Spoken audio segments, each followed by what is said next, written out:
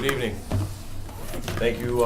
Welcome to the Twinsburg Board of Education regular meeting for Wednesday, February 7th, 2018. We'll call the meeting to order at 7 o'clock. Mr. Aho, can you please call the roll? Mr. Solera? Here. Mr. Curtis? Here. Mrs. Davis? Here. Mrs. DeFabio? Here. Mr. Felber? Here. We could all please stand for the Pledge of Allegiance.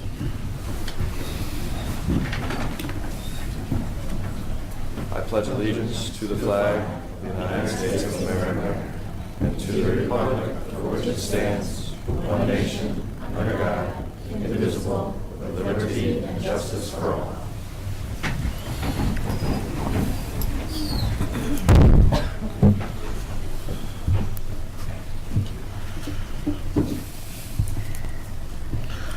I don't see a need for any changes to the agenda.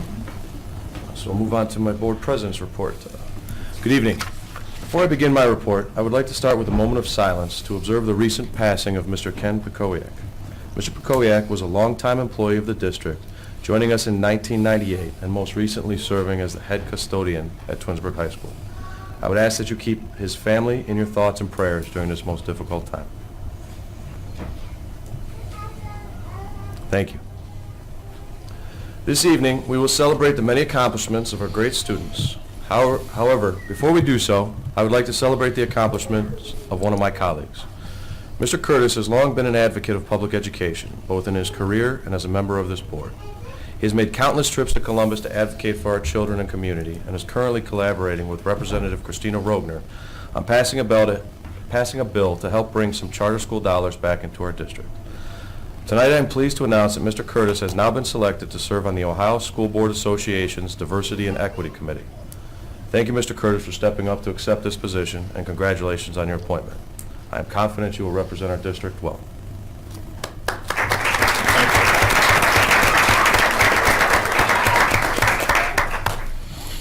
Finally, before we celebrate the accomplishments of all these students gathered here today, who actually came on a snow day, so I appreciate that, I'd like to congratulate the staff, administration, and students at George D. Dodge Intermediate School as being designated as an Ohio School to Watch and a National Forum School to Watch. The Ohio Schools to Watch program seeks to recognize high-performing, growth-oriented public middle schools. This is a great honor bestowed amongst all of those involved with this building. So congratulations.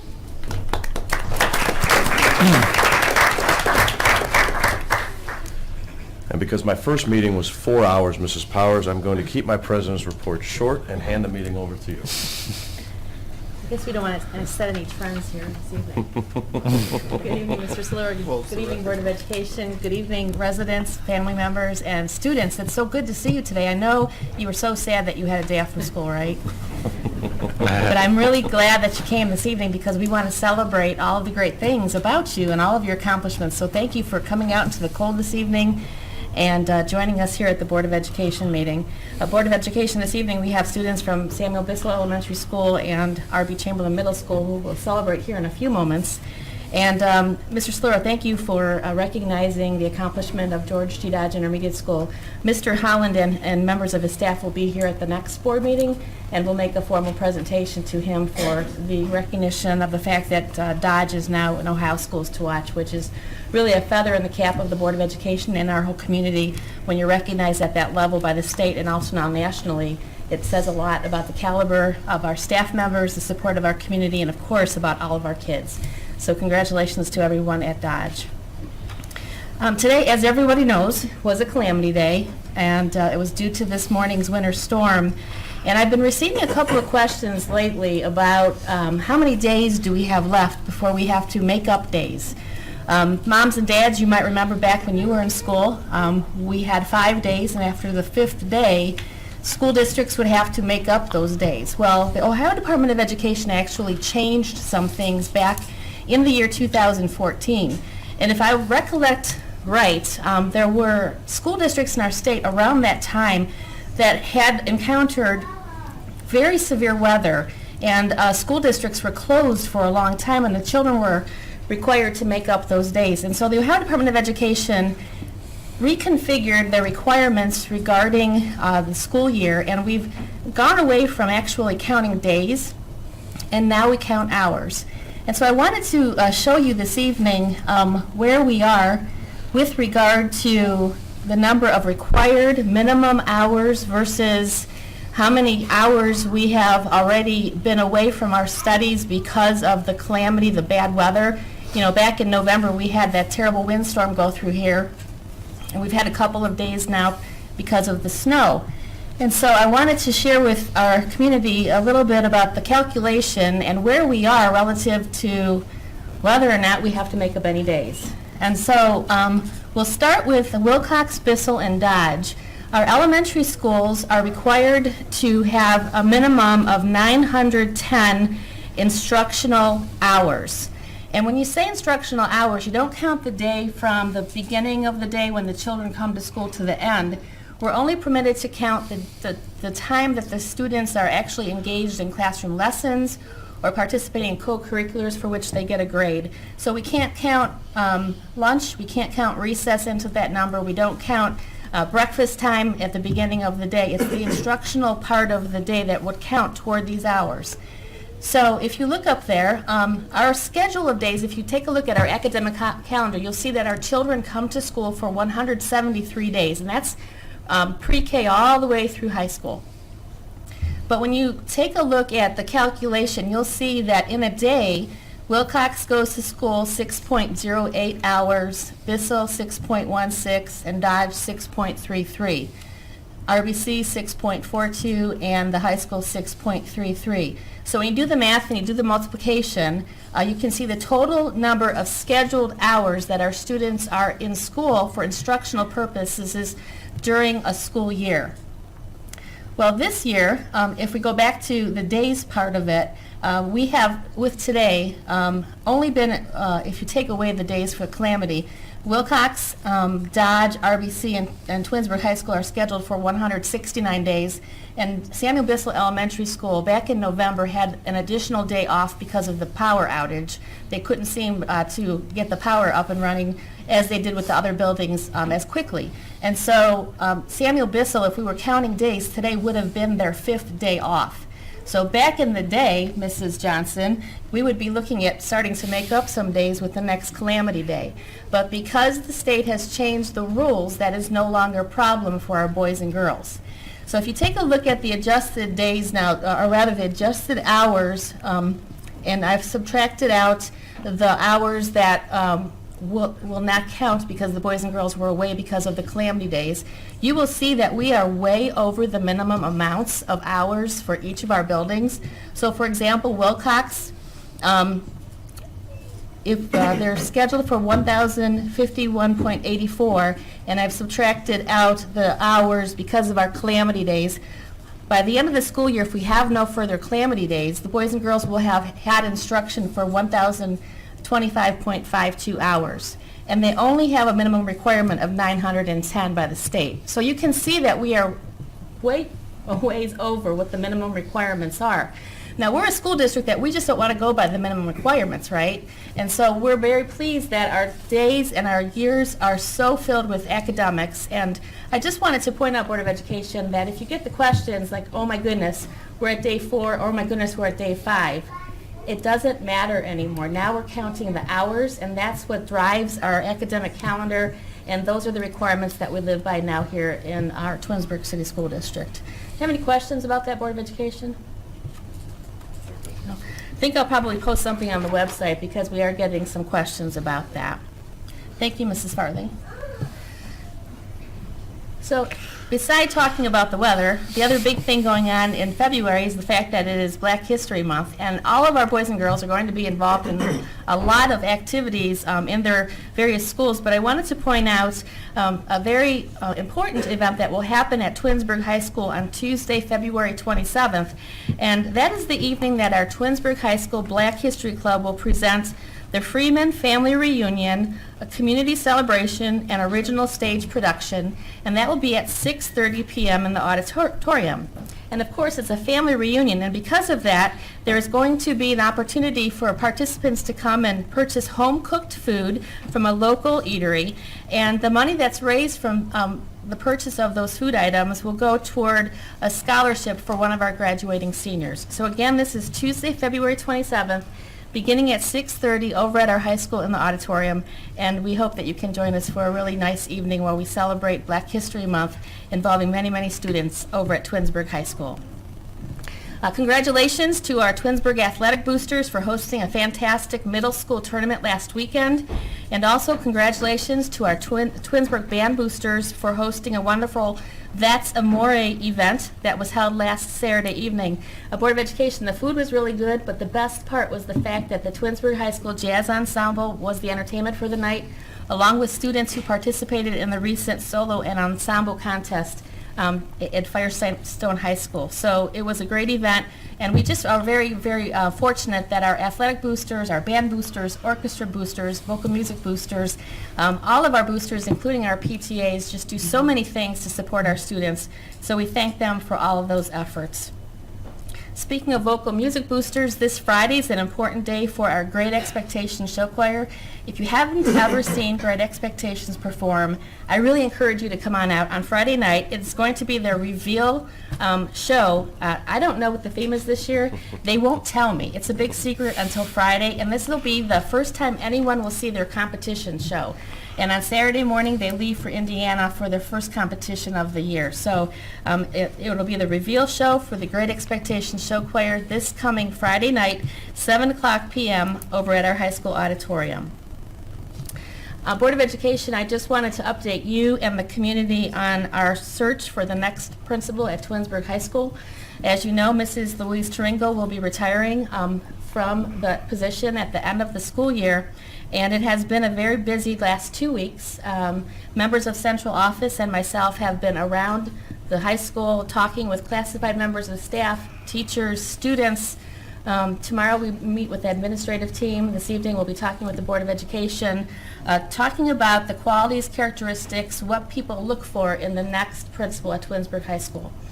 Following the listening sessions, once that is concluded, we'll take a look at all of the applications. The last time I looked, we have over 40 applications for this position. Of course, we're so proud of Twinsburg High School. That does not surprise me that so many folks are interested in making that their next career stop as far as a position professionally. We'll take a look at interviews, which will be held at the end of February, beginning of March. Once we've whittled the applicants down to the top 3, then there will be an evening of circuit interviews over at the high school, and what the circuit interviews are would be a room of teachers, a room of classified staff members, a room of students, a room of parents, a room of local business owners, and the top 3 candidates have to be interviewed by each of those groups of people. Talk about a strenuous event, and it's very stressful, but that's how you find out what those candidates are really about and how they present themselves to each of those groups.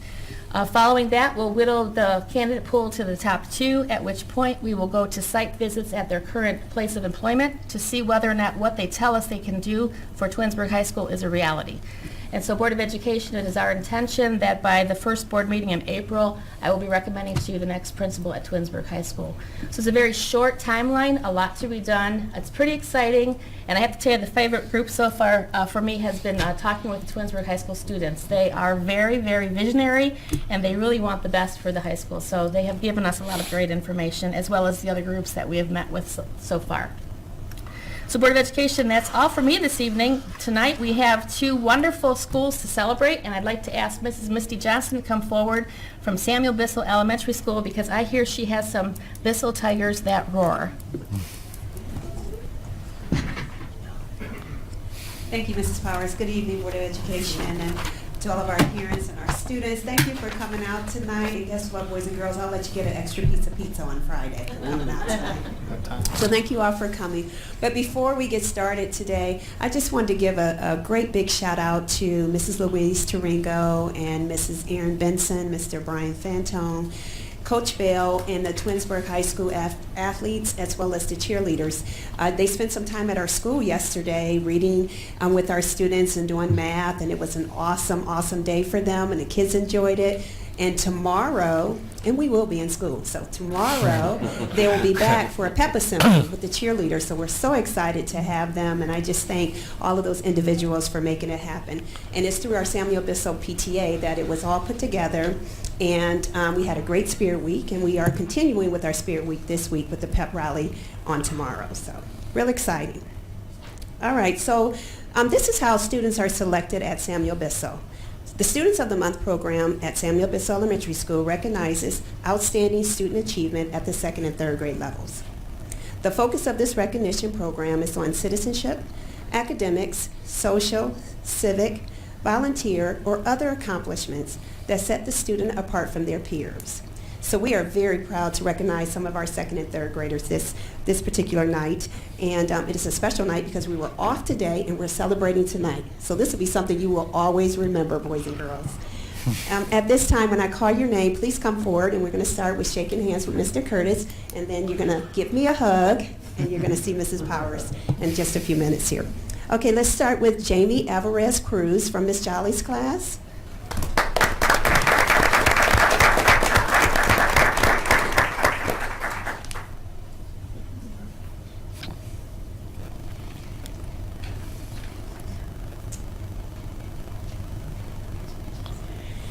Lydia Brandt from Mrs. Springer's class.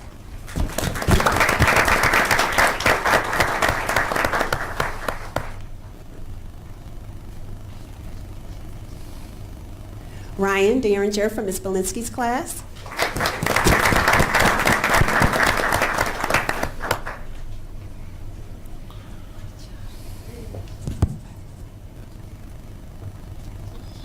Rohan Daraye from Mrs. Holliday's class.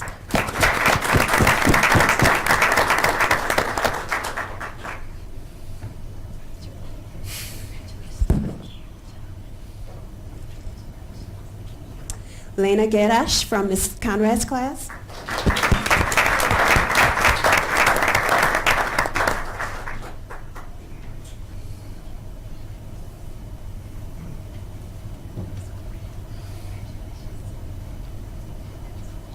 Madison Hinton from Ms. King's class.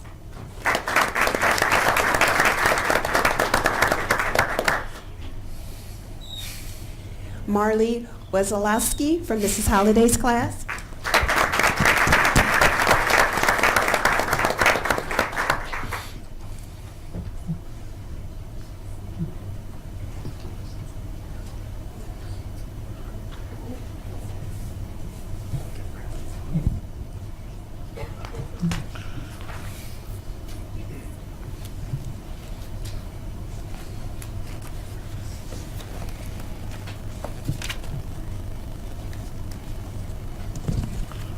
And these are our 2nd graders. Can we give them a round of applause, please?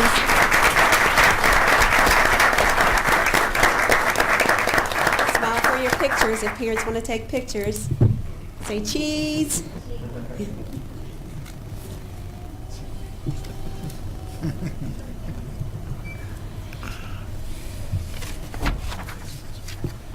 Congratulations, 2nd graders. You can have a seat now. And now our 3rd graders, we're going to start with Brooke Jones from Ms. Babcock's class.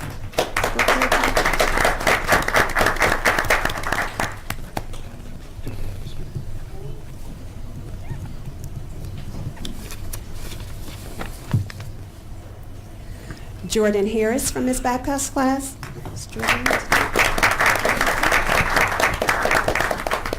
And Angelina Fraschetti from Mrs. Carterman's class.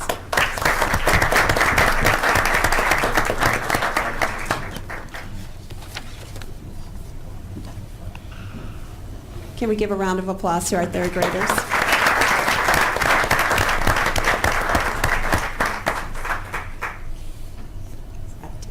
Thank you. Thank you, Ms. King. I'm Miss Katie. Katie, I'm so sorry. Katie Latza from Ms. King's class. Katie, come on up. I'm sorry. She's one of our 2nd graders. Thank you, Ms. King. Can we give them a round of applause? For pictures. Parents, you can take pictures if you like.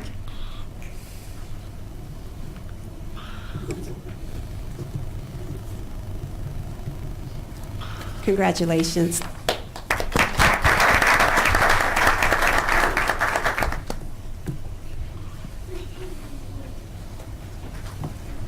At this time, I would like to recognize two of our staff members, as well as nominating students for Student of the Month. Our staff also nominate staff members for Staff of the Month. And at this time, I would like to call Mr. Chuck Nash to the front.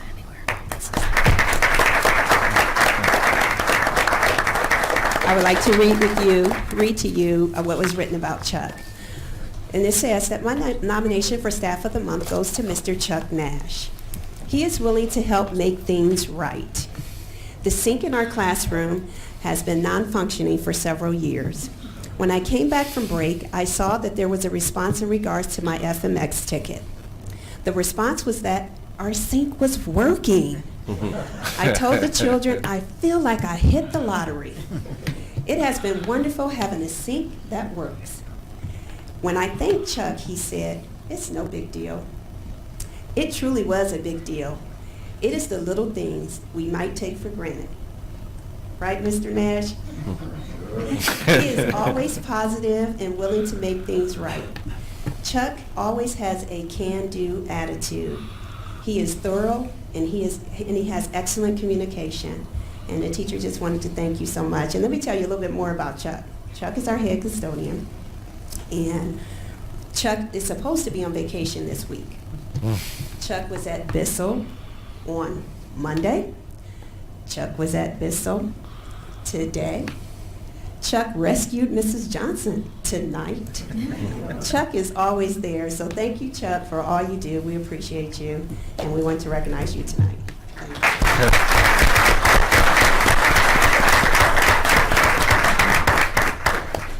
And our second staff goes to Mrs. Magyar. If she can come forward, please.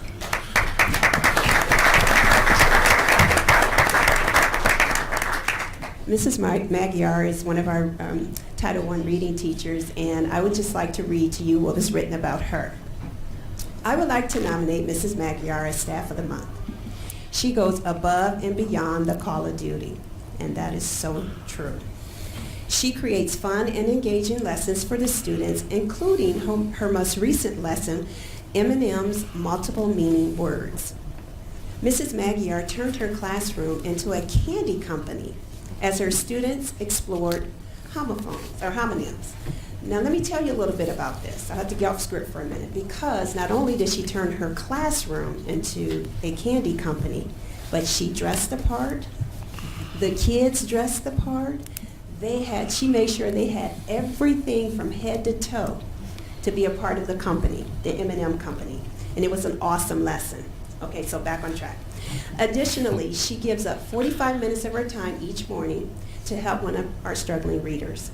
She is not only a teacher to that individual, but she looks after her by providing morning snacks. Mrs. Magyar is a hard worker. We are so lucky to have her on our second grade team this year.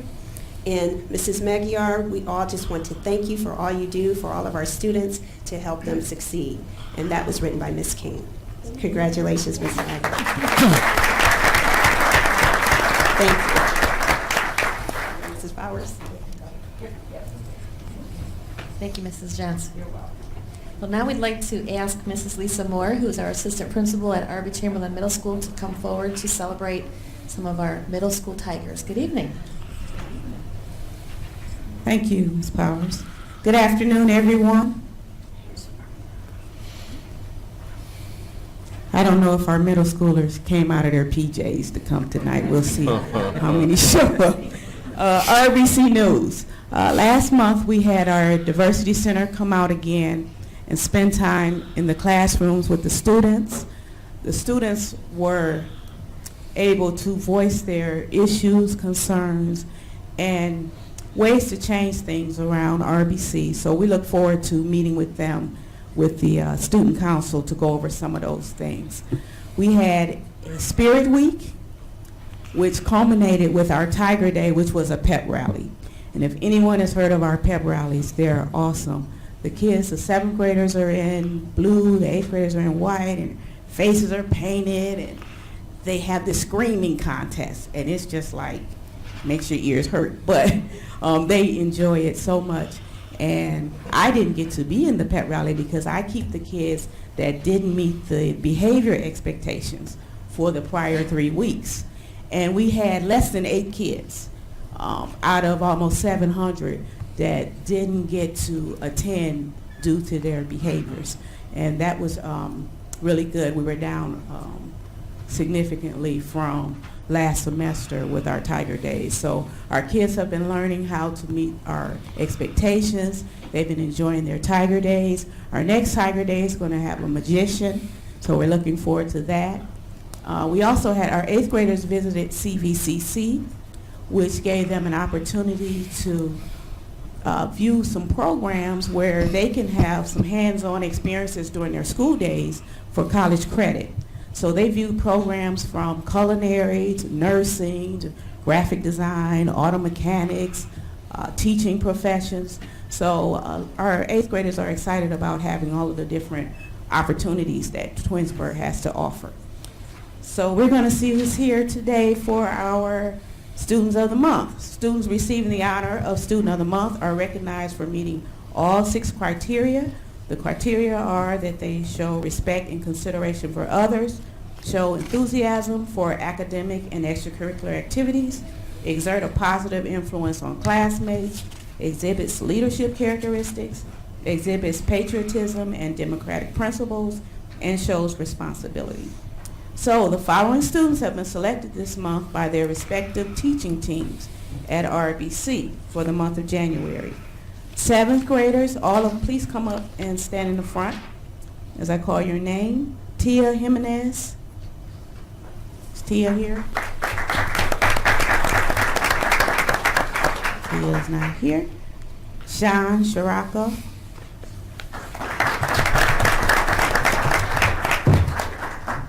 Alana is here, Alana Boykin.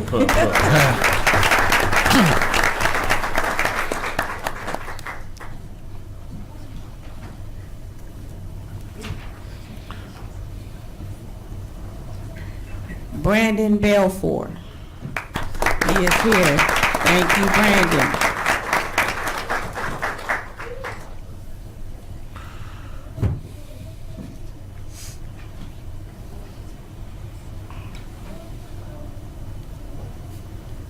Okay, those are our 7th graders. 7th graders remain.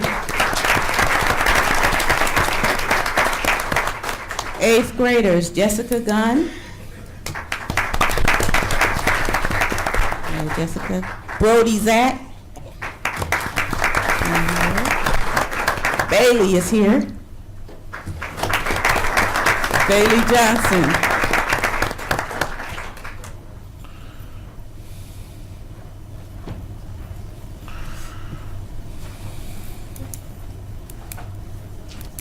And Jacob Disadora.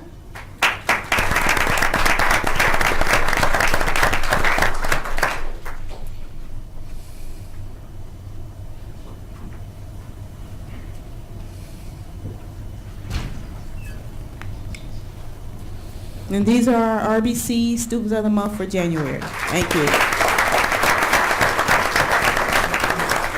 Photo op time.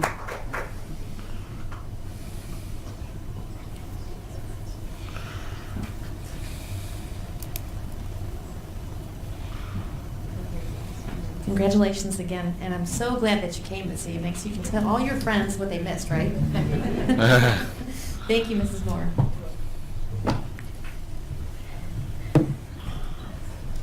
Mr. Slur, that concludes my report for this evening. Thank you. Once again, congratulations. This is typically the time in the meeting where families and kids go home. If you would like to stay, we've got plenty of business to attend to, and we definitely welcome you here, but we know it's been a long day at home, so you can go home and try your Calamity Day things tonight, but I doubt it's going to work, and get some good sleep for school tomorrow. What is it, a white crayon on the windowsill? I think it's forms, ice cubes. Definitely pajamas vaccines. Ice cubes in the toilet. Yes. Our ice maker doesn't make it keeps the lines, so you do want to.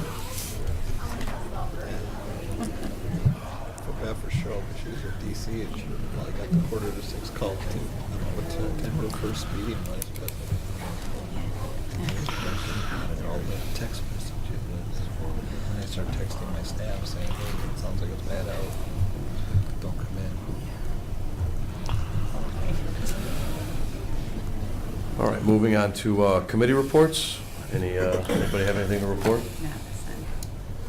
I have a small tidbit to report on behalf of CVCC that I don't know, for whatever reason I wasn't able to report it the last time, but the Cuyahoga Valley Career Center is made up of, they have a representative from every school district who is a member of the Career Center. So we have 8 school districts that are members, and then there's one seat, there's a rotating seat to make it an odd number, so it's 9 board members. And so the rotating seat changes districts every year, so it moves from one district to the next. So we actually have had some turnover at CVCC. We have 2 new board, well actually not, well, we have 1 new board member, James Gilbride, and he was actually the rotating seat with Brecksville Broadview Heights. He has now taken the permanent seat for Brecksville Broadview Heights, and Kathleen Mack, who was the permanent person for which I served the last 3.5 years, she has stepped down, so Jim is the permanent person for that seat, and the new board member for CVCC is Russ Fortledge, and he is going to be representing independence new this year, and so we welcome him aboard the CVCC. We're kicking off the year in a pretty nice way, but I wanted to make sure I made mention of the slight changes as a result of the board makeup for CVCC. That's all I have to report. Thank you, Mr. Curtis. Any other committees? All right. Administrative reports, Mrs. Powers.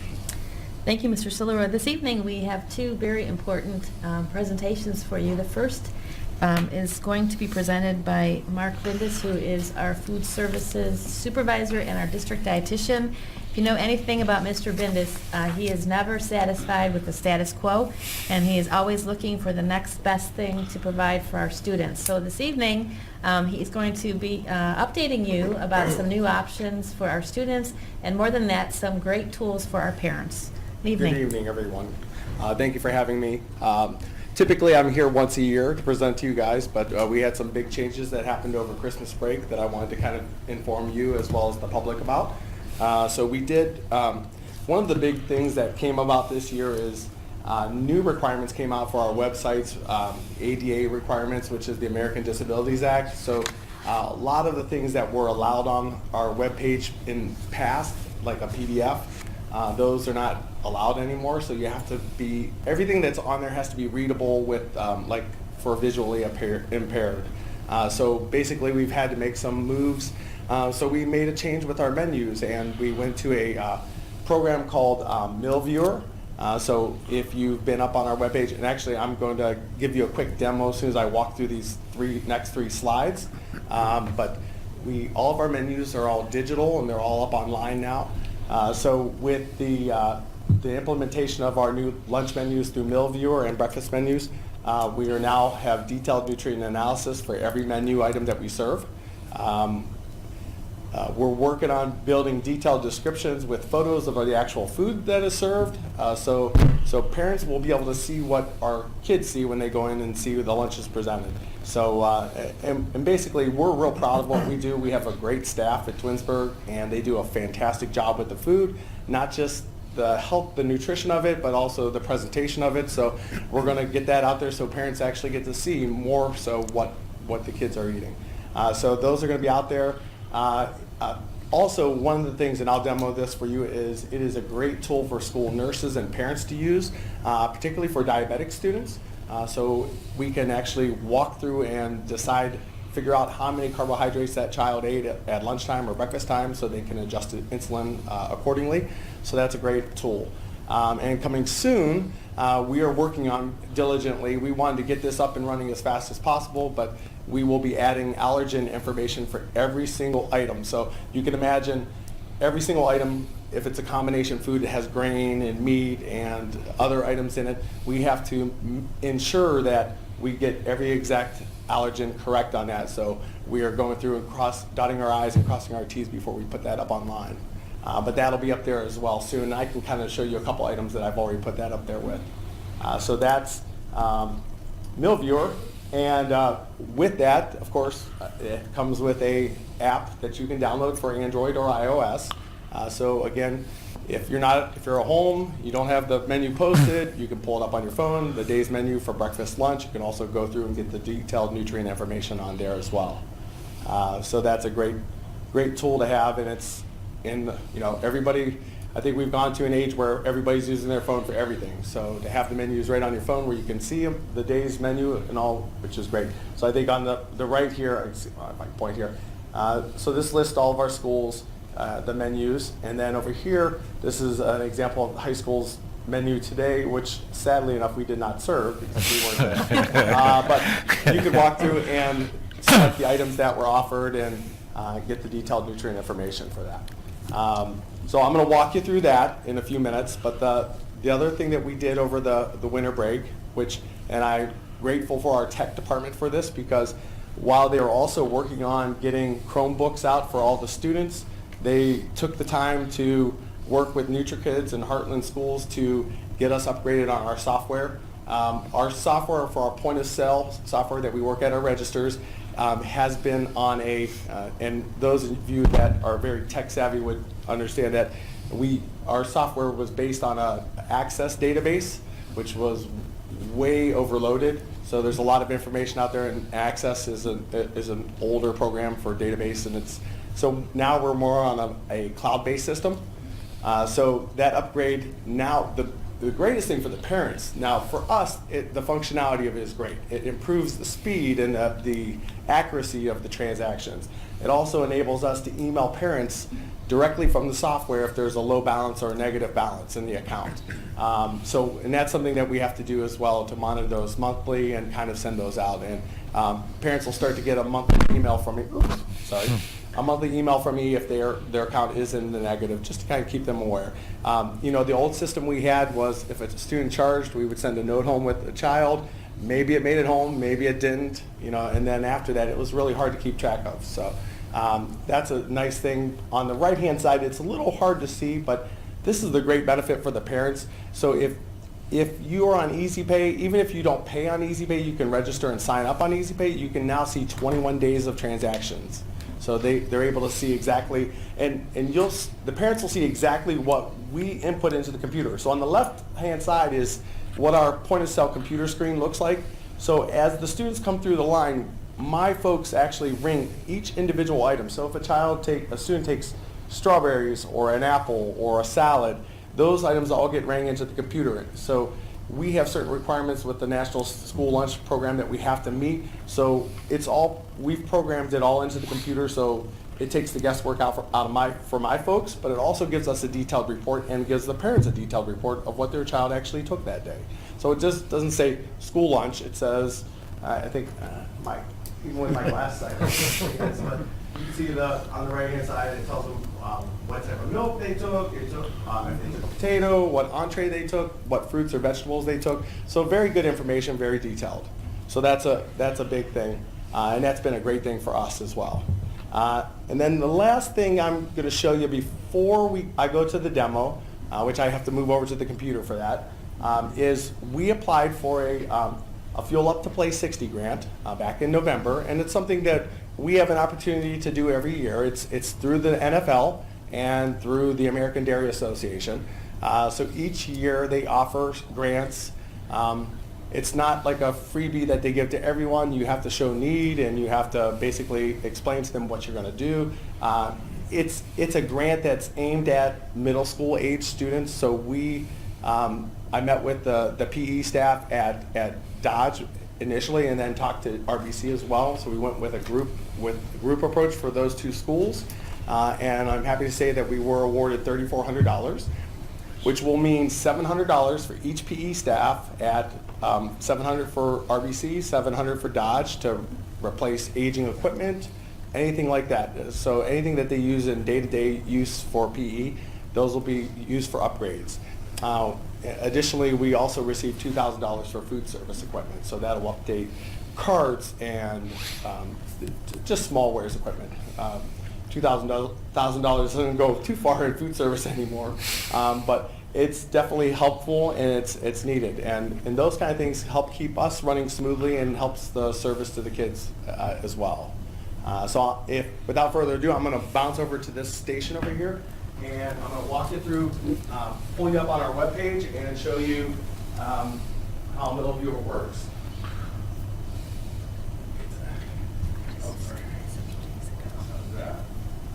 Okay, so, can we, here on the,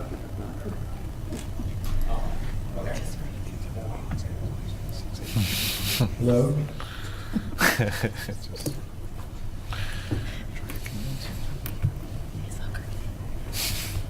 Okay, so this is, if you actually go to the main Twinsburg website, on the left-hand side, there is the tab for lunch menus. I can walk you backwards. But this is where we used to post our PDF menus. So now you can see Middle Viewer. If you walk down here, our allergen information is to come. Here, this is an introductory video for parents. It kind of walks them through how it works. I'm going to take you to the high school quickly. So we click here.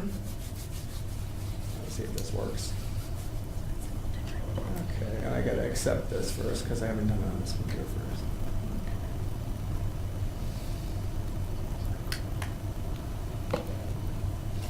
So once parents get on here, you can register. Whoa, that was weird.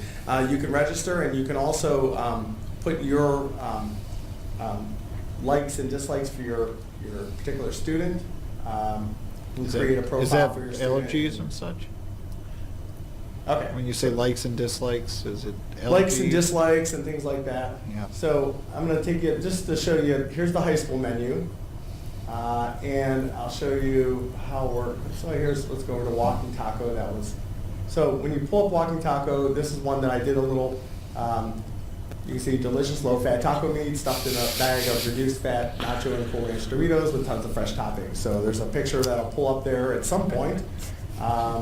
But it gives you the nutrient information, the fat, the sodium, and so forth and so on. And then we'll do that for every single item for our baked beans. And a lot of these things we don't have pictures yet.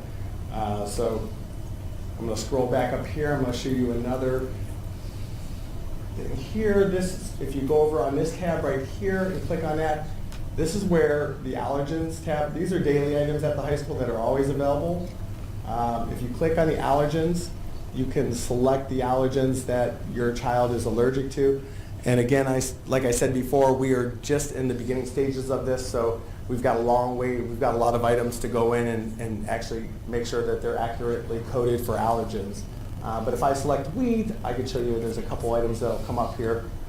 And I'll show you, let's see. So oven baked curly fries actually have some breading in them, so those get limed and crossed out.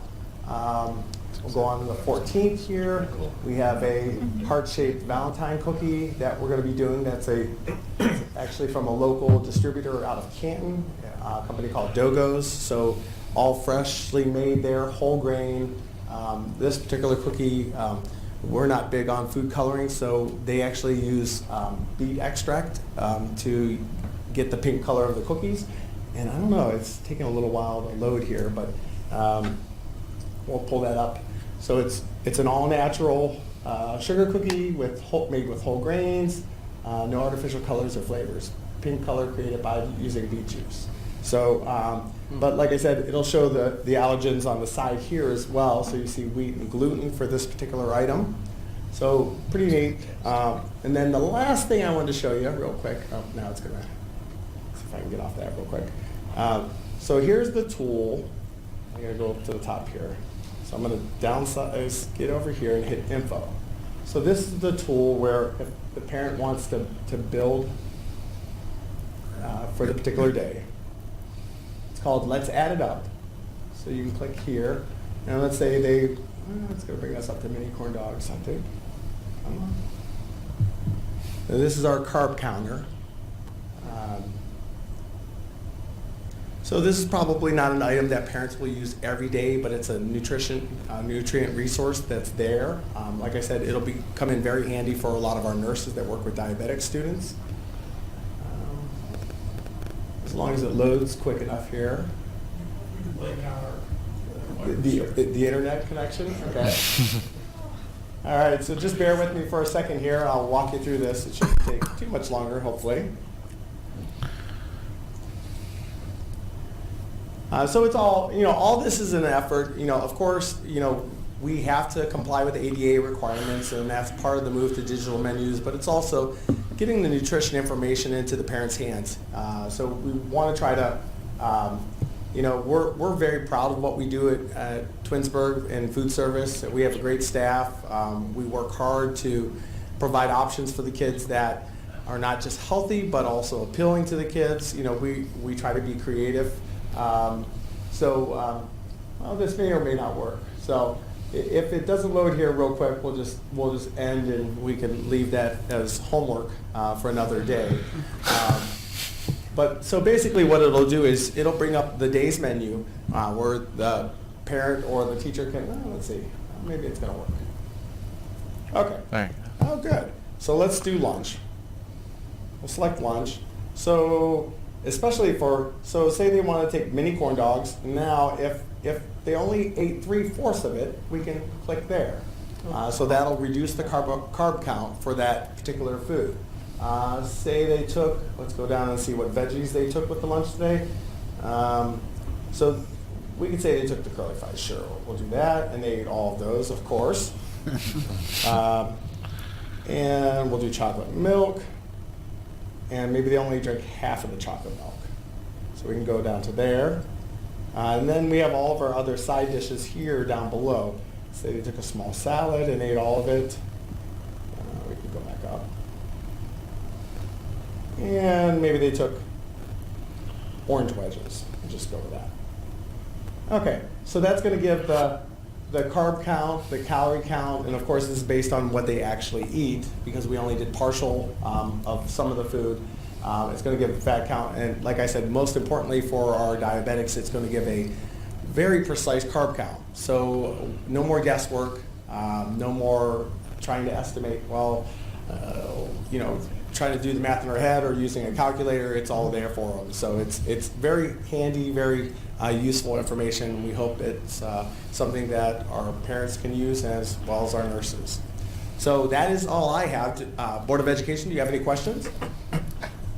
No, I was just downloading this as you were doing it, and it is very detailed. I just discovered the other day on EasyPay the different items that my kids have chosen, but this is very, very much more detailed and a lot more you can do with it. So I was kind of doing it as you were walking me through that. And it's very simple. I mean, it's already on here now.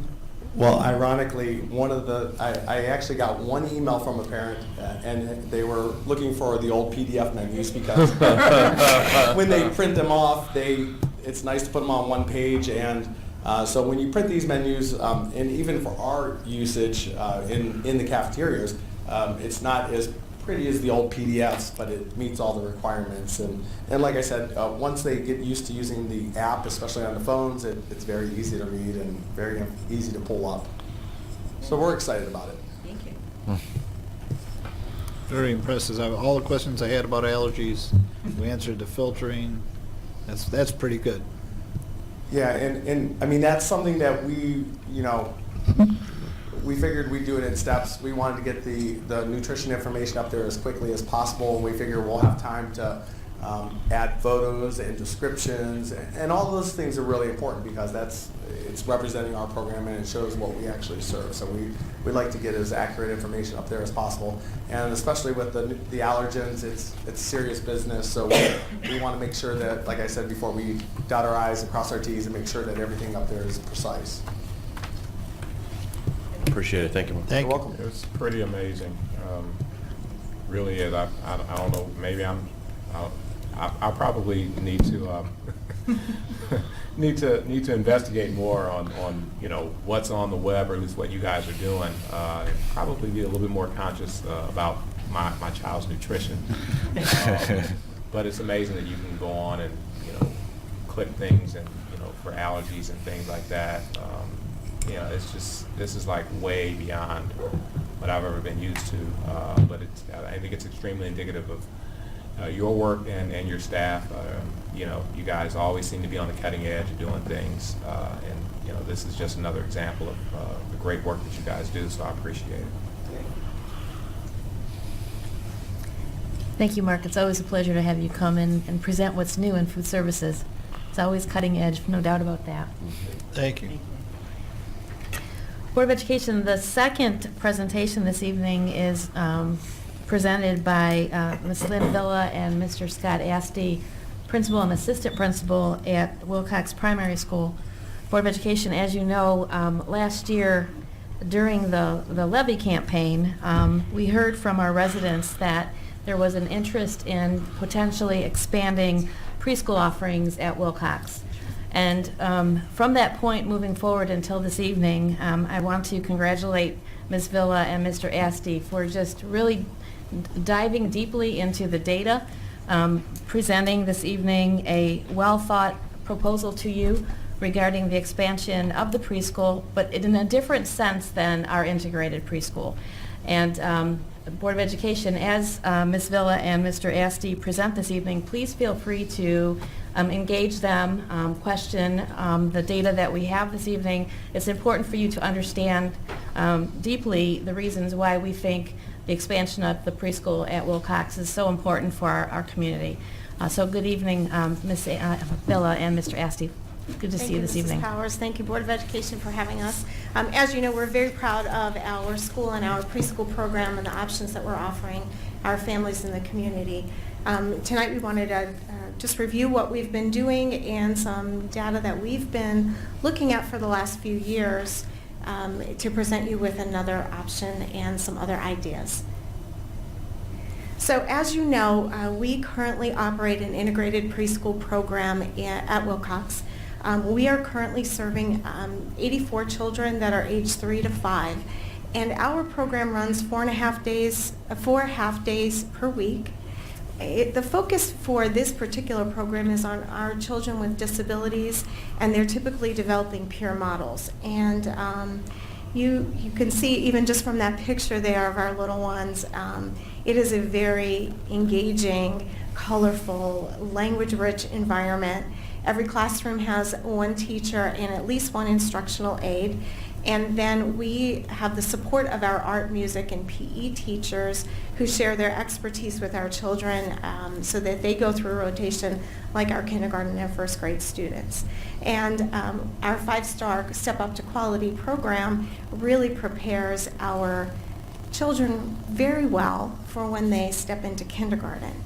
But over the last few years, we've been noticing some community data that we wanted to share with you when we meet those other children, because once again, we have 84 children in our program in 3 classrooms.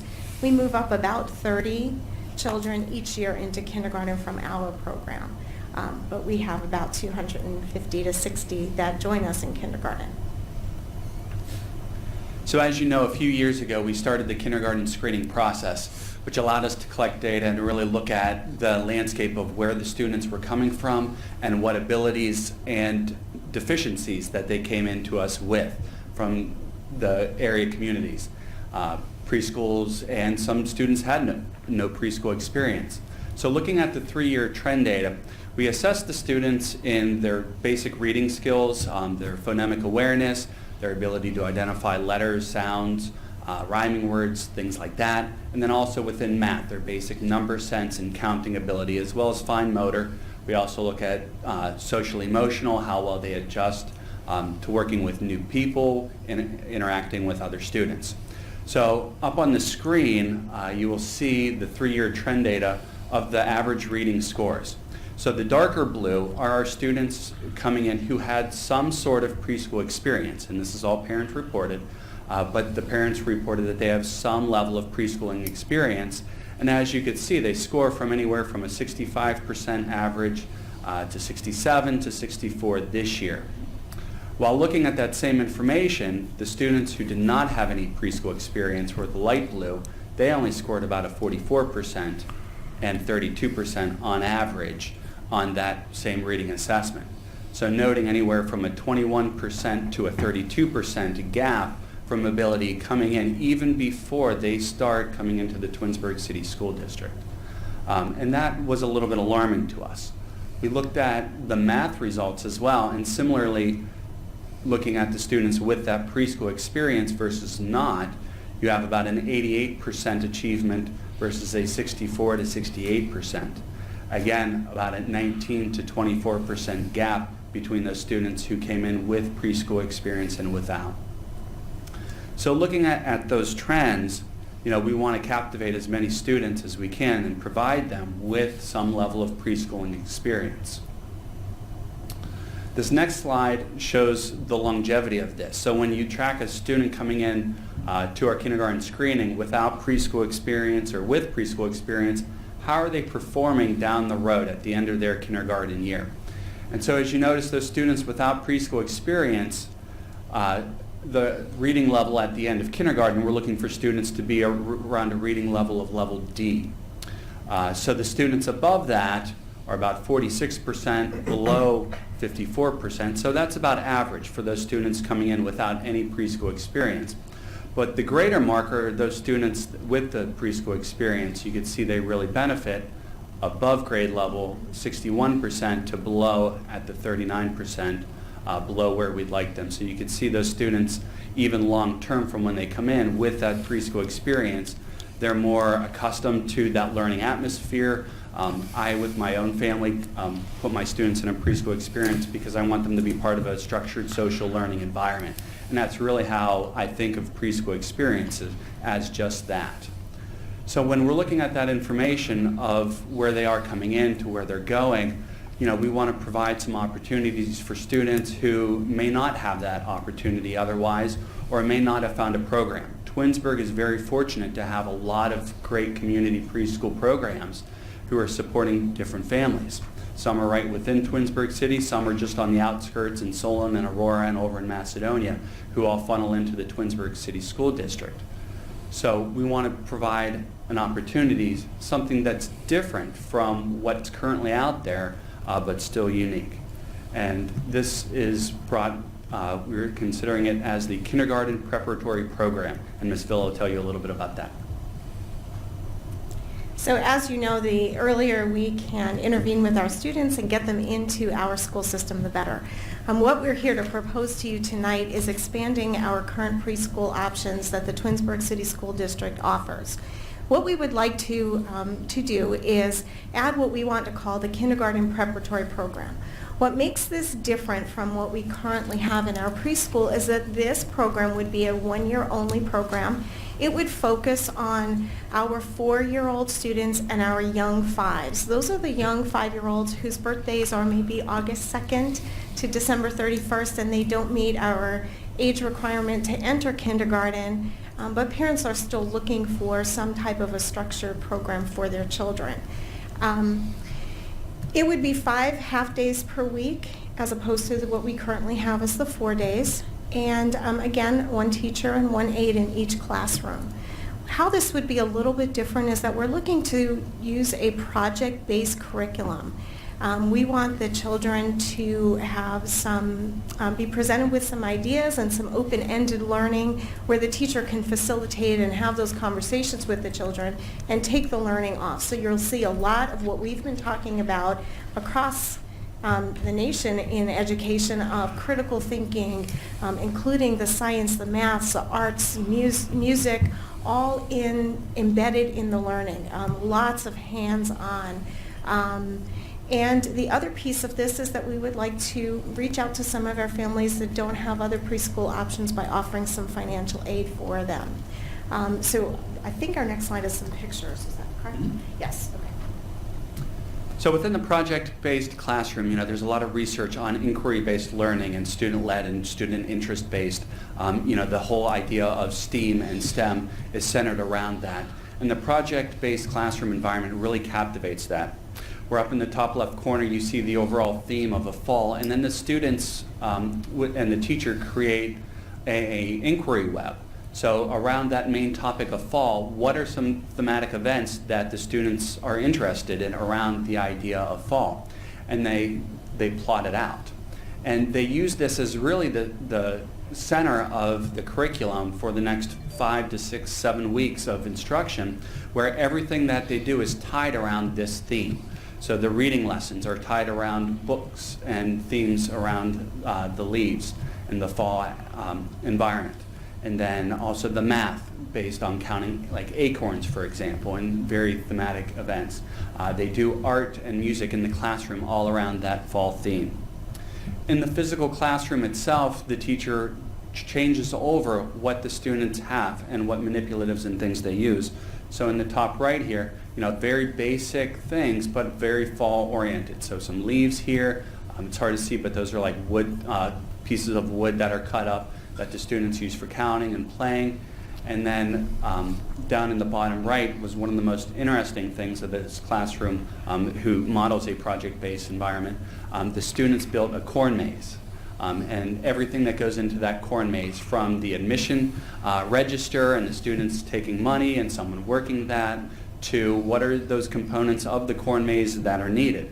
And those are some bales of straw, the corn there. They had the students do a huge art project, and this on the right takes up the whole wall, but it's their leaves. And the students created trees and leaves in the colors of the fall foliage. Throughout the room, there's a lot of open makerspace tables, where there's a table with just some pens, some pencils, some markers, some crayons, what have you, around the room to really lend that inquiry based. It's hard to see, but on the floor back here, to the right of this one desk, around the room there are baskets with just clipboards in it and paper on the clipboards, with the idea of whenever a student is ready to write something or draw a picture about something, maybe with a little teacher prompting, that child can grab a clipboard and do a writing prompt about whatever activity they were doing. So to couple the action with a writing or drawing project to go with it. So that's really the idea of a project-based environment to captivate the different learning themes. So when looking at the different preschool options for Twinsburg families, a lot of the families may wonder, well, what are some of the differences and similarities between the two? Like Ms. Villa mentioned, the kindergarten prep program and the integrated program would run parallel to one another. The busing schedules would run similar. There would be the 2 half days. There would be an AM session and a PM session, with the difference being the kindergarten preparatory program would also have that 5th day on Fridays where they would attend.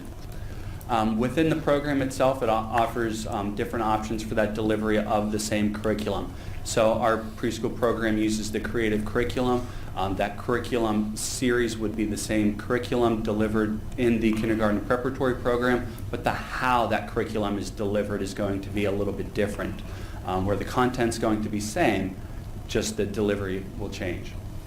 And then the enrolling and retaining peer models for the integrated preparatory or the integrated preschool program will remain a priority. One of the things that research and our own experience living in it day in, day at night, solid peers are very important for the development of our students with special needs. And that's going to be something that when we go through that screening process, looking at our applicants, we do want to hold that priority to make sure we get the best peers for our other students.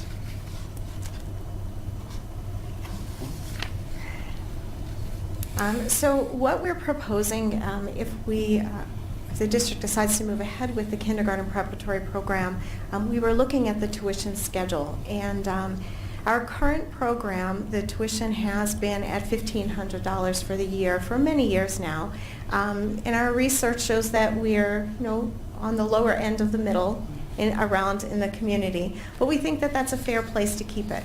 That would be $10.42 a day for a family. So if you take that $10.42 a day and put it into the 5-day kindergarten preparatory program, that tuition would be comparable, just accounting for the additional day of the week. So proposing a tuition of $1,875 for a family for the year. And then along with that, we do want to meet some need in our community that we do have some students who haven't had access to preschool. And so we would like to offer some scholarships to students, up to 20% of the children in the kindergarten prep program. And that would be based on the federal poverty guidelines and our district's free reduced breakfast and lunch program. That is close to that percentage that we have across the district. So we felt that that would be a fair place if we were going to offer scholarships. And there would be, of course, a way that the families would make sure that we had all that financial information for them to qualify. So that is the end of our presentation. Do you have any questions for us? I do, just a few. I'm not sure Okay. on the first one if you'll have actual data, but you're talking about more advanced learning at an early age. What is the remedial side of them not getting this education? Kindergarten, first grade, second grade. We see incidents where additional help has to happen. So, how deep do we think we can make an impact into reducing that in the later grades, which ultimately, is a financial impact as well? That is a really good question, and the research out there, and there's a very big movement across our county and in the state and across the nation about really putting the intervention in at a much younger age, providing opportunities for our students much younger. So we track right down to the student from the kindergarten screening time, and again, as Mr. Assey shared, right now, our kindergarten screening, it's parent reported of whether the children have preschool. But we really do drill down, right down to every child and follow them all the way through third grade reading guarantee. And Mrs. Powers often will ask us when we talk about children, did they have preschool? And we usually have the laptop right up when Mr. Assey and I have watch meetings with our teachers when we talk about children in kindergarten and first grade who are not achieving. We go back to that screening to say, did they have preschool? And we do have a really nice relationship with our community preschools. It's the right fit for the right family, I think, whether this is the right fit for some of our families. But I think having them sooner will give us more of that opportunity to hopefully maybe not need to provide the reading intervention, the math intervention, additional academic tutoring as they get older. But time will tell. I mean, that's certainly our goal. Okay, and then one more, first of all, congratulations, because it's 5-star preschool. And I know parent reporting is just that, parent reporting. We also don't know what preschools they're coming from, did they have a full year, and the like. And obviously we saw the data on the gap between those that have reported not having preschool. I got to imagine not having preschool isn't always financial. Are there other reasons why, someone might not have their child in preschool and still, be in that population that's affected by the lower skill set, but maybe it wasn't a financial? I don't know if your data reported. Yes, you're absolutely right. I think sometimes it's financial, sometimes it's parents, just parent choice, just wanting to keep their child home a little longer. We can only speculate, I guess, on what those reasons are. But the data shows that those that have that, whether it was needs-based or not, Yes, definitely are absolutely. benefiting, We are showing that, and one of the things that I think surprised both of us is the social piece. Sometimes the children are at home and didn't go to preschool and their academics are just fine, but they take a little bit longer getting used to being in a school environment, waiting for an adult's attention, taking turns, those types of things. It does take them a little bit longer to get used to that if they haven't been in a preschool environment. So we are seeing that in the kindergarten year too. It takes a little bit longer. So, Thank you. anything to add? No, I didn't see this in the presentation, but one of the benefits I know with our current preschool program is the busing that we allow, and is the plan, I would assume, to continue the busing with the KPP Yes. program as well, which is going to speak as to maybe why some parents are not taking advantages. They don't have possibly the transportation, so that would be And that's a very great point, that the access to transportation and locale of it is, meaningful to some parents as well, where they may have the financial means, but they don't have the means to get them there, to and from. So the kindergarten preparatory program would also be transported, the students would be transported just like the integrated program, even on Friday as well. And that's what I was going to comment about what you said, Matt, too, because if you look at the cost of a lot of the preschools in the area, we are very reasonable and providing transportation, and sometimes it's just that they have other little ones even younger than these preschoolers, and to fathom having to drive out twice a day in the middle of the winter, that might be a deciding factor for some parents. And, you know, when these kids are getting, you know, transportation to the program, it makes it that much easier and not really factored in a cost. It's just a bonus perk for the preschool because, like I said, there are many preschools in the area that charge well beyond what you're proposing. Can you speak to the amount of people that apply for our current program that, you know, the typical peers that we do have to unfortunately turn away due to size, and how that might, you know, offering this to them might help kind of alleviate that? Yes, every year we typically get anywhere from 50 to 80 applicants into our integrated preschool program. Right now, you know, any given year, there's about 20 students who move from, who are age eligible for kindergarten, who leave our integrated program. So those are the peer spots we have to fill. So unfortunately, you know, you could do the math from 50 to down to 20. You know, you're looking at anywhere from 30 to 70 kids, 60, you know, depending on how many applicants we get, who are, you know, being turned away from this opportunity. Now, the kindergarten prep program is just for those 4 and 5-year-olds, so they do have to have that age requirement. But it, you know, our goal is to captivate more students before they're kindergarten age eligible, to reach out for that earlier, you know, intervention experience of a preschool. Yeah, and I would first and foremost agree with you, Ms. Bella, in terms of the body of research that's out there that supports early intervention and preschool. I know that this isn't just something that's happening in the state of Ohio. This is something that's happening nationwide. I want to make mention of, I do a lot of work in school improvement, and oftentimes my focus is not necessarily in early childhood, but I had an opportunity to attend a seminar at Harvard University, and it was on the achievement gap. This was a couple of years ago that I had an opportunity to go there. And so, you know, achievement, gap closure is an indicator on our state report card. But what I came away with is something that I didn't realize or didn't recognize how early the achievement gap starts is based on the research, and what I learned was that it actually starts at age 3, much earlier than a lot of educators would assume. And so we're doing this work to try and close these achievement gaps at the later grades, not recognizing that it starts much earlier at age 3. So the extent to which the school district, we are being proactive and, you know, trying to do some things to expand our offerings to address something that starts much earlier than, I guess, maybe what we previously known. I think there was an assumption that we would be able to make an impact in later grades, but come to find out that achievement gap starts that early. I think that this is very critical. It's critical that we as a district be responsive to what the data says.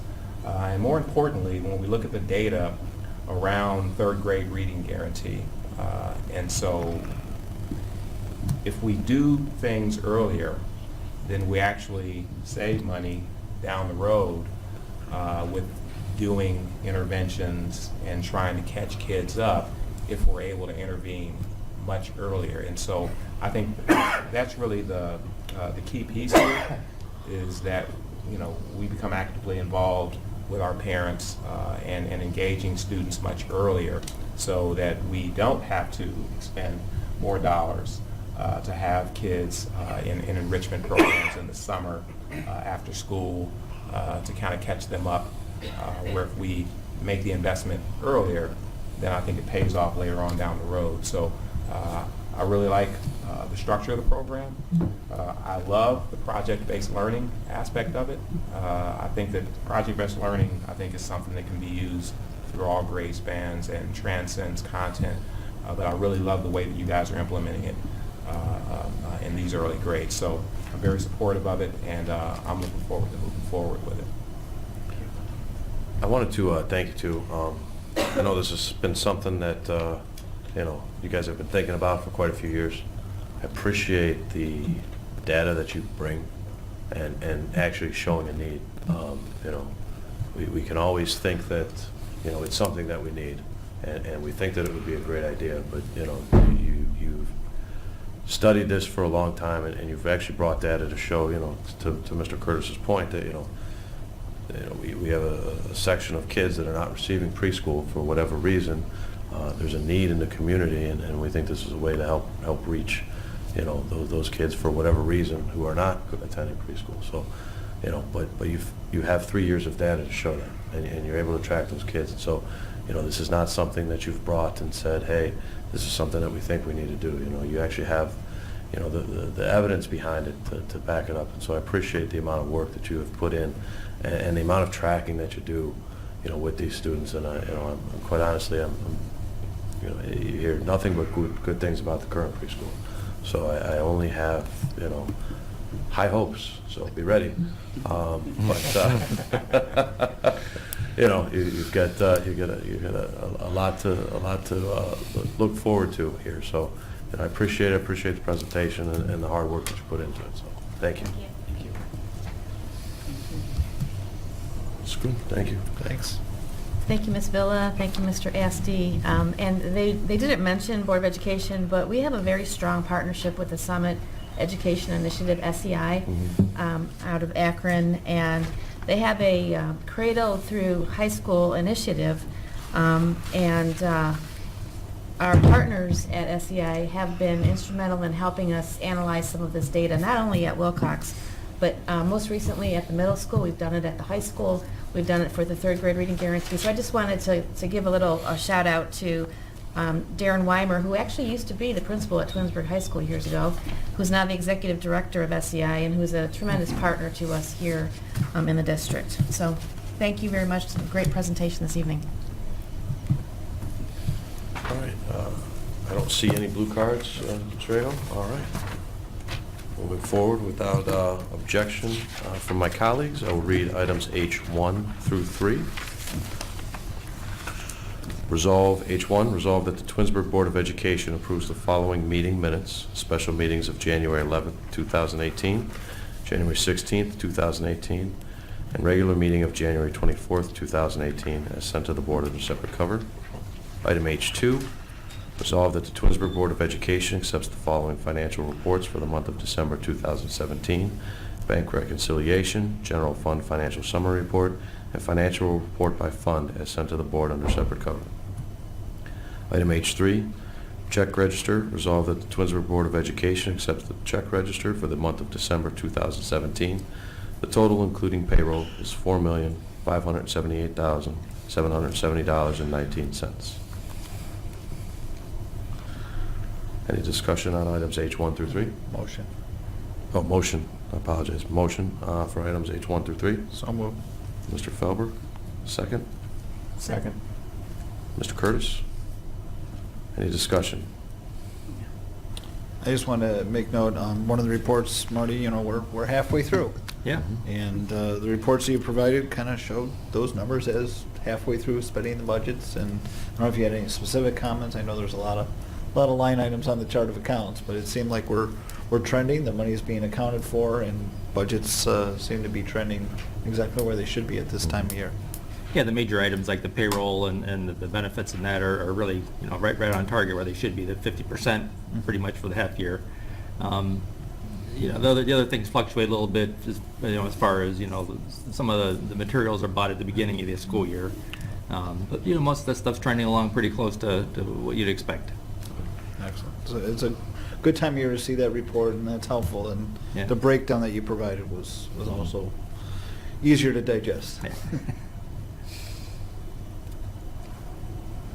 Any other discussion? Mr. Aho, call the roll. Mr. Felber? Yes. Mr. Curtis? Yes. Mrs. Davis? Yes. Mrs. DeFabio? Yes. Mr. Solera? Yes. Without objection, I'll read items I1 and 2. Resolve that the Twinsburg Board of Education accepts the certificated licensed personnel and/or contract recommendations detailed in the attached exhibit as per the dates, terms, and other applicable conditions specified, pending satisfactory ORC background checks.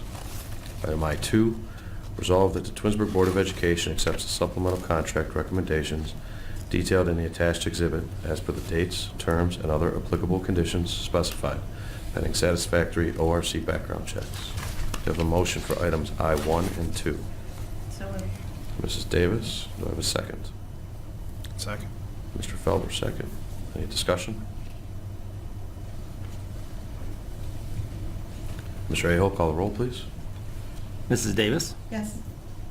Mr. Felber? Yes. Mr. Curtis? Yes. Mrs. DeFabio? Yes. Mr. Solera? Yes. Item I3, resolved that the Twinsburg Board of Education accepts the classified personnel and/or contract recommendations detailed in the attached exhibit as per the dates, terms, and other applicable conditions specified, pending satisfactory ORC background checks. I have a motion for item I3. So moved. Mr. Felber. I have a second. Second. Mrs. Davis. Any discussion? Yeah, just one note that previously this was actually 1, 2, 3 part of action I, and I actually asked that it be separated out.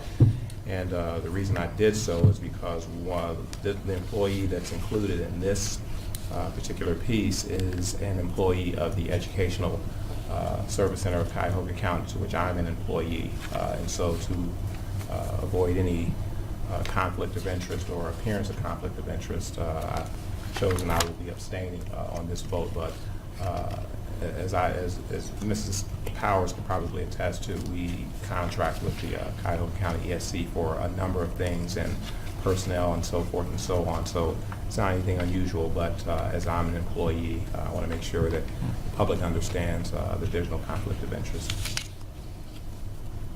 Thank you, Mr. Curtis. Any other discussion? Mr. Aho, roll call. Mr. Felber? Yes. Mrs. Davis? Yes. Mr. Curtis? Abstain. Mrs. DeFabio? Yes. Mr. Solera? Yes. Without objection from my colleagues, items J1 through 12, I will read together. Action items, new business. Item J1, resolved that the Twinsburg Board of Education donates $1,500 from the board service fund to the Twinsburg High School After Prom Committee. Item J2, resolved that the Twinsburg Board of Education approves Twinsburg High School senior Matthew Mikovic to exercise Board of Education policy number 5111, optional tuition-free education, and remain a student at the Twinsburg High School through the end of the 2017-2018 school year. Item J3, resolved that the Twinsburg Board of Education approves the attached listing of media center items to be deleted from inventory per the attached exhibit. Item J4, resolved that the Twinsburg Board of Education approves the donation of clothing valued at $250 from the Shelley Company, 8920 Canyon Falls Boulevard, Twinsburg, Ohio, 44087, for Wilcox Primary School to support the Pause on Child Hunger program and clinic needs per the attached exhibit. Item J5, resolved that the Twinsburg Board of Education approves the following revised job descriptions as per the attached exhibit: middle school principal, elementary school assistant principal, high school assistant principal, middle school assistant principal, and business manager. Item J6, resolved that the Twinsburg Board of Education approves the College Credit Plus Master Agreement between Kent State University and the Twinsburg City School District for the term of July 1, 2018 to June 30th, 2019, per the attached exhibit. Item J7, resolved that the Twinsburg Board of Education approves a service agreement with Educational Alternatives for one student who attended from November 9th, 2017 through December 19th, 2017 at an amount of $2,340 as sent to the board under separate cover. This is a general fund expense. Item J8, resolved that the Twinsburg Board of Education approves a proposal for an overnight extended student trip for the Twinsburg High School Great Expectations Show Choir to travel to Waterloo, Indiana for the DeKalb Show Choir Invitational on February 10th, 2018 and returning on February 11th, 2018. The cost of this trip is being paid in full by the Twinsburg Vocal Music Boosters as sent to the board under separate cover. Item J9, resolved that the Twinsburg Board of Education approves a proposal for an overnight extended student trip for members of the Teen Institute Club to travel to Hiram House Camp in Chagrin Falls, Ohio, to attend Nordonia School's Teen Institute Winter Retreat on February 23, 2018, and returning on February 25, 2018. The cost of the trip will be paid for by the Summit County ADM Board grant, as sent to the board under separate cover. Item J10, resolved that the Twinsburg Board of Education approves the agreement for managed broadband service with Northeast Ohio Network for Educational Technology from July 1st, 2018 through June 30th, 2021, per the terms and conditions set forth in this agreement, sent to the board under separate cover. This is a general fund expense.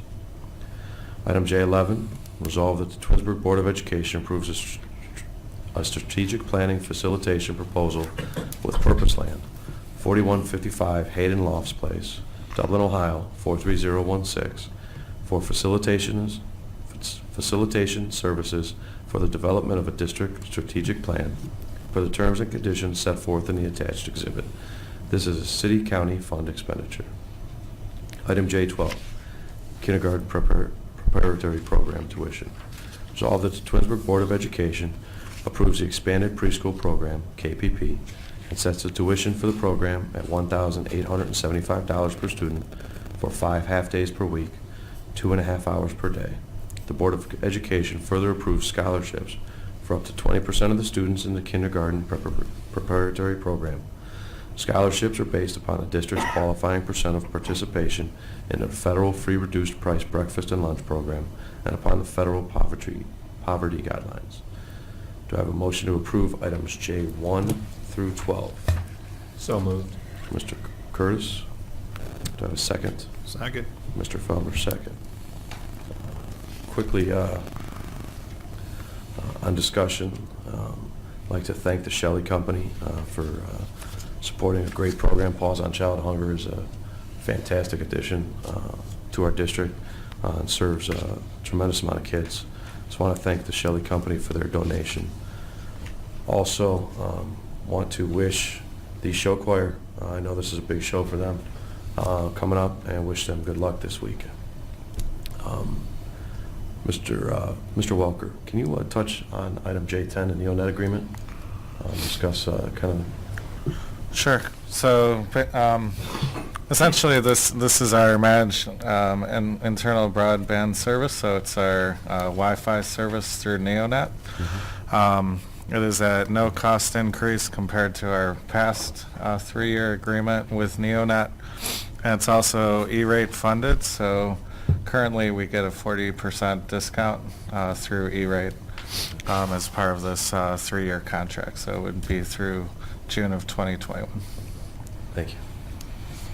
Mrs. Powers, one on J9, if you could expand on that a little bit, just for those that might be watching at home, wondering what that item is. Sure, that's the Teen Institute. At Twinsburg High School, Carrie Tolino Bell, who is our Beach Brook social worker, works with a group of student leaders whose sole goal is to try to impress upon their peers to make good choices. They talk about alcohol and drug abuse situations. They talk about currently this whole concern that we're hearing about more and more in the media about suicide and bullying and anti-bullying and social awareness. And so this particular opportunity for up to 10 students will be a training opportunity so that these students can learn leadership skills that could then be transferred over to the high school. We appreciate the partnership that we have with Nordonia Schools, and through the Summit County ADM Board, this is at no cost to the Board of Education. Thank you. I remember from years past, but that was a good refresher. There was a lot of detail. Thank you. Any other discussion on items J1 through 12? All right, Mr. Aho, please call the roll. Mr. Curtis? Yes. Mr. Felber? Yes. Mrs. Davis? Yes. Mrs. DeFabio? Yes. Mr. Solera? Yes. Item J13, resolved that the Twinsburg Board of Education authorizes the business manager to attempt to sell the attached listing of assets to be removed from inventory that have been determined to be no longer needed for school purposes and/or beyond their useful life, per the attached exhibit. If the assets do not sell, the Board of Education authorizes the business manager to dispose of the assets. The assets will be posted on an online auction site, Bus Movers and More, LLC, 330 East 257th Street, Euclid, Ohio, 44132. The net proceeds of this sale are to the Permanent Improvement Fund. To have a motion for item J13. So moved. Mrs. Davis first. Do I have a second? Second. Mr. Felber second. Any discussion on item J13? Mr. Welker? This is just a methodology we've been using for a number of years now. Number one, it reduces our disposal costs by having other auctioning our items off. We've also had really good success with this company as far as listing things on an auction website and getting a considerable amount of value relative to the fact that they are beyond their useful life. So we have a few athletic items, some cleaning equipment, some miscellaneous items. There's about 21 items that we're asking for your approval tonight for. Thank you.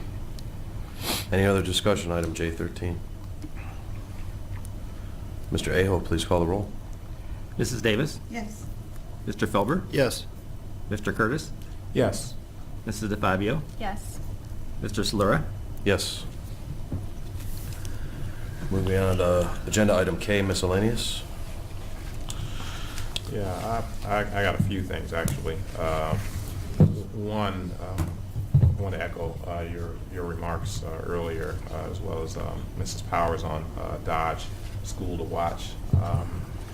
Just another acknowledgement of what we already know, of the awesome things that are going on within our school district, but I'm thrilled, of what's going on at Dodge, and really the whole staff at that building. They deal with a lot of challenges because of how old the building is and so forth and so on. But they're able to accomplish so much. And this recognition is just another, it's icing on the cake for that staff. So I want to make sure that I acknowledge them and that we really appreciate all that they do. Two, Mr.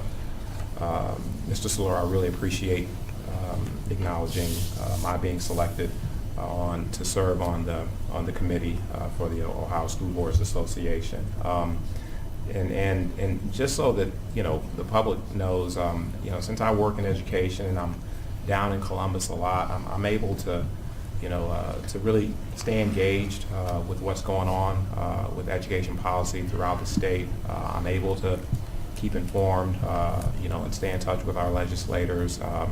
And so, this is something that it's just something that I do. I want to make sure that people understand that everybody on this board, in some way, shape, form, or fashion, contributes and does a lot to further,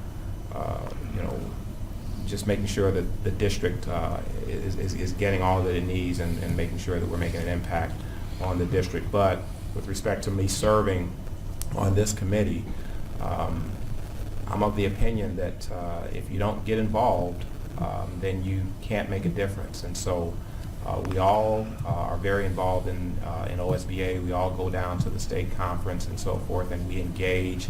We talk with a lot of other colleagues around the state. But serving on this committee, I think, will allow me to have a voice on matters that happen throughout the state in a much intimate level, so that I can make sure that our voices are heard and really that Twinsburg is being represented in a much more meaningful way. So I really appreciate the acknowledgement, and I hope I can make everybody proud. I hope I can make a difference. The term is for 1 year, so I guess there's a lot of work to be done in 1 year, but I'm looking forward to tackling that. So I appreciate that. Two, or at least three, pause on child hunger. I don't know if everyone knows, but me and a few of my board colleagues were actually involved in a fundraiser at Rush Hour Grill, where we served as celebrity bartenders to raise money for Pause on Child Hunger. So myself, Mr. Solera, Mrs. Davis, we were all back there getting our getting our hands dirty. Getting in the way, I think, would be We, better. you know, we were. You know, Better. that's truthfully, yeah. We, you know, I thought we did actually a nice job for never having done it. But the bottom line is, it was for a good cause, and I forget how much money was raised. But like Over 1,300, Yeah. and then there's raffles, so there's it's like still thousands of dollars that we were able to raise as a result of that. So for any of the community that was able to come out and support that and to assist us in raising the money, we really appreciate it. I enjoyed it.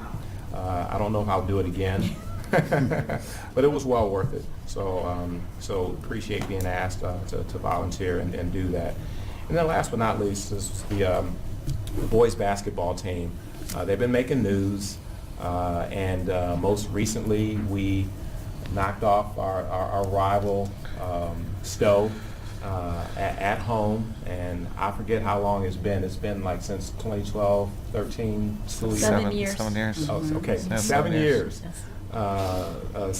since we won against them, and so they were number one in the division.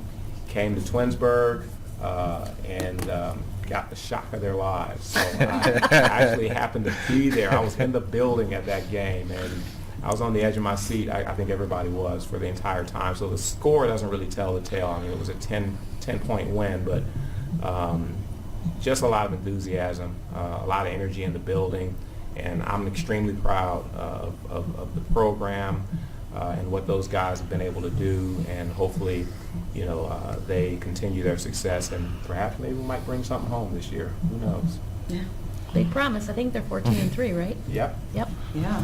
It's awesome. Maybe they can bring a little bit that down to East 9th Street. 'Cause A little hardware, They huh? they need a little help down at the Q. I wanted to extend my congratulations, of course, to Mr. Curtis. But what people, you know, they're seeing everybody involved. The 3 administrators that are up here and very involved in various conferences. That's not the norm. There's 613 some districts in Ohio, and Twinsburg is represented in so many ways that probably the community thinks that's the norm. It's not. There's many districts that are just, you know, they hear about it in a newsletter. These are the folks that are out there actually doing it and representing Twinsburg. I take a little representation with me now wherever I go. My famous pop socket. I explained to Mr. Curtis how this works, but I'm very proud to say that I've got my Twinsburg pop socket, and I feel like a teenager again. But now I can hold my phone and do selfies and represent Twinsburg wherever I go. But I probably have to step up a little bit more than a pop socket. But congratulations, Mr. Because they're Curtis. selling at RBC. for Yeah, those are selling. I birthdays. think the PTA is selling them. High school. I was jealous of my daughter, so she bought me one. And just kind of to comment, kind of echoing in my notes what the two of you have said as far as some things with our extracurriculars. I was at my son's first band concert, 5th grade band concert last Thursday, and the excitement, I could hear it from the gym. So we all made our way over to the gym, and it was a crazy, incredible basketball game. I mean, it was just the vibe, just the people who were attending, and just as a lot of people too from Stowe. It was a very huge crowd, but it was a great game, and just one to not be missed. I mean, maybe you can catch it somewhere on YouTube or something, but it was a great game. And then show choir, they're going to be heading out this weekend in Indiana, so good luck with that. They always do a really great job, but I wanted to say good luck to them. And then this weekend, they had the, I wasn't able to be involved, I helped out in other years, and my husband was a part of this for many years, but the tap tournament, I'm not sure how many schools it brought in this year, but it's usually, in the past, it's brought in over 30 schools for the wrestling tournament. And I know it's a lot of work for the athletic boosters, and it's a huge event. So, I mean, there's a lot of people who are involved, and I mean, a lot of volunteer coaches who help out the wrestling team, the athletic boosters. I know it was a lot of work for Mr. Lipnos and Mr. Vantone, so just good job to everybody who helped out with that. Just always a big event. But I just wanted to mention a few of those things before leaving tonight. And again, best of luck to the Great Expectations this weekend. Yeah. all of that as well, but also too wanted to thank the PTA put on a internet safety forum the other night, actually on a day that we had canceled school, and so there was a lot of. I know I was on the phone with Mrs. Powers early that morning as we were driving around, and you know, it's the things that go through, you know, that get affected on a calamity day. So I first off want to thank the PTA for being able to put it on. My wife was able to attend. Some very scary things out there, but a lot of good information for the parents that were there. It was well attended. So you know, thank you for that, and also, you know, thank you to the Mrs. Powers, you and your staff, for making sure that that event still happened, even on a day that we had a calamity day. So that was, you know, some outside of the box thinking by you, and I appreciate that. And I know the PTA appreciates it as well as the parents who attended. So thank you very much. Any other miscellaneous? All right, with that, we have a need to enter into executive session at 8:41 to discuss employment and compensation of public employees as per Board of Education Policy 0166A. I have a motion to enter executive session. So moved. Mr. Curtis moves. Do I have a second? Second. Mr. Felber seconds. Discussion, I don't see any action items taking place after we reconvene from executive session. Mr. Ayo, can I have a roll? Mr. Curtis? Yes. Mr. Felber? Yes. Mrs. Davis? Yes. Mrs. DeFabio? Yes. Mr. Solera? Yes. We are now in executive session.